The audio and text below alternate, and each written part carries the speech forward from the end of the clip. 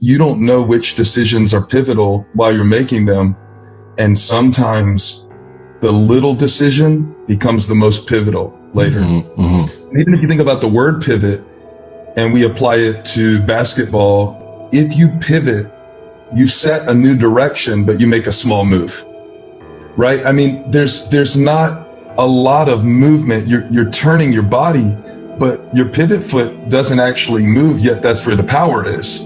The power is in that pivot because it sets a new direction, not because it's a flashy move. And when people talk about making moves, I'm making moves, they always think of big things. But what I loved about your podcast, the very first podcast where you addressed this crisis, is that you used the concept of pivoting to say a small move can set a direction. So for us, when we were building our online ministry for the last 7 years, I thought it was a sidebar to what we were doing, gathering physically, what the church has done for hundreds of years. And, oh yeah, we'll do this online. And, oh yeah, Instagram's stupid, but maybe I'll put a sermon up beside somebody else showing the sandwich they made.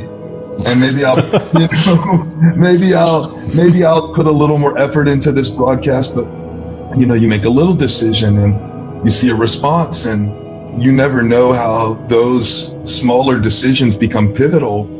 Because when our entire ministry was forced to move online the day that the world shut down, we were ready for that. We were built for that. You could say, Joel, we were born to impact, but you'd have to get a trademark clearance to say that. And I just bring it up, man, because I don't want people to hear this and go, oh, this is a pastor, this is a church, this doesn't relate.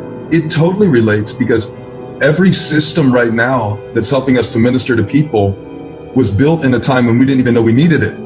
And so God uses decisions that we make in one season to prepare us for things we won't even know we need in the next season. Wow. And if you wait until you know you need them, it's too late. Yeah. And we talk about pivotal decisions like, all right, I'm going to close this and I'm going to move everything totally online. Well, the pivotal decisions are the small ones, like what time you wake up, what you put inside yourself, whether you listen to this podcast and get an idea and you didn't even know this would be the idea.